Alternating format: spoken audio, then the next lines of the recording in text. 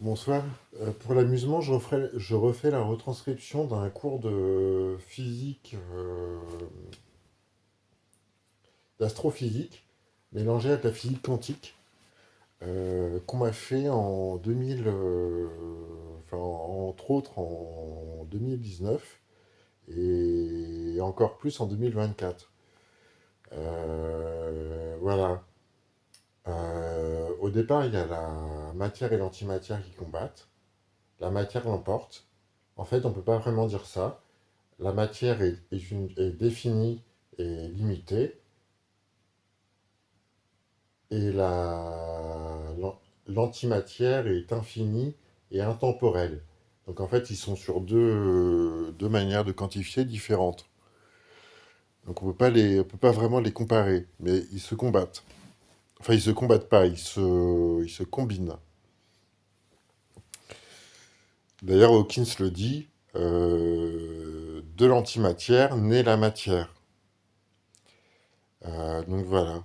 Donc en fait, au sein de tous les astres du système solaire, tous les astres de l'espace d'ailleurs, mais du système solaire en l'occurrence, il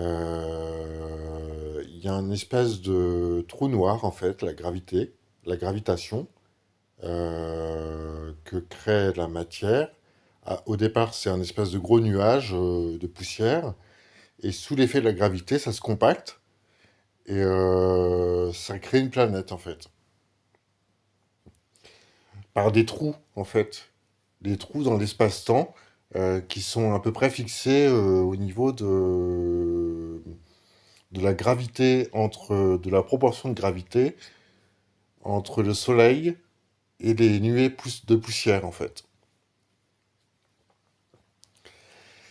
Et en fait, dans ces trous de gravité et ces planètes, il y en a une qui est à distinguer, c'est Saturne, qui a un parfait équilibre entre la physique et la physique quantique,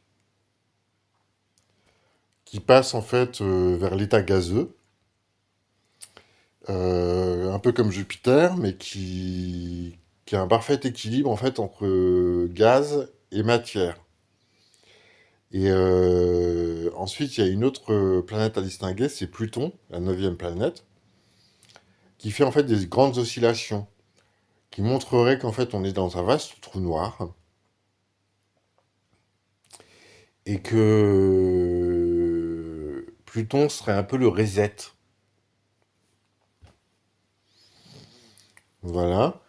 Selon ces saisons de période basse ou de période haute. Voilà. Donc en fait, on voit avec Pluton le relief de l'espace-temps du système solaire, en fait. Grâce à Pluton qui fait des oscillations. Qu'est-ce que je peux ajouter? Ensuite, la matière et l'antimatière expliquent notamment le fonctionnement des badges qu'on passe sur des badges magnétiques.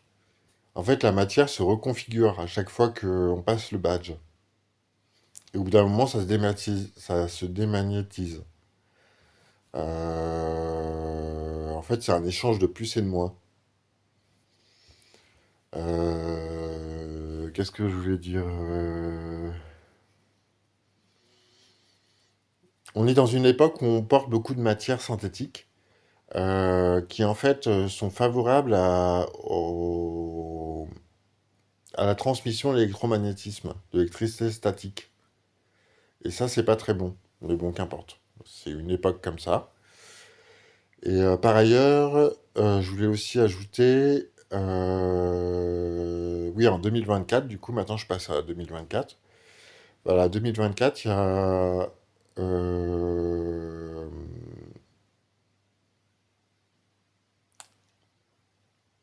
en fait, j'ai vu un halo de lumière. En fait, je crois que je suis dans une faille quantique. Voilà.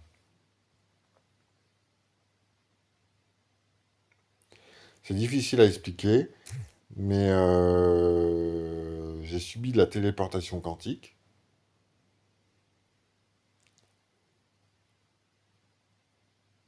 et de la téléportation entre espace-temps.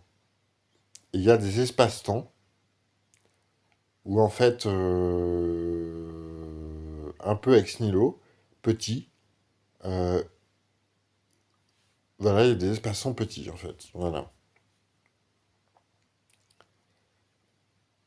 qui se mélangent à l'espace-temps global. Et en fait, je crois qu'il y a, si j'ai bien compris, il y a deux périodes où le temps s'est scindé, à la période de la résurrection du Christ et à la période des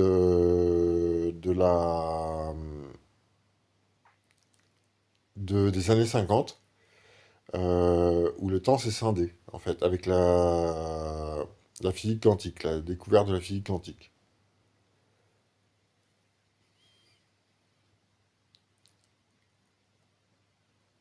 Donc à la fin de l'Empire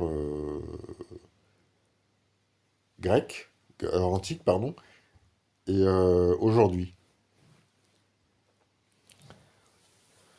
Voilà, et en fait, l'idée, c'est qu'on rejoigne l'autre espace-temps, qui a pris en compte complètement la physique quantique dès les années 50, et qu'on le rejoigne tous, en fait. Voilà.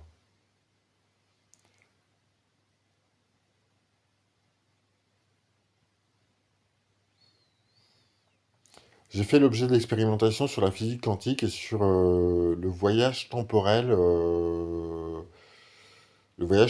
fait. Je dis pas que j'ai voyagé dans le temps, hein. Je dis que j'ai voyagé dans des multivers.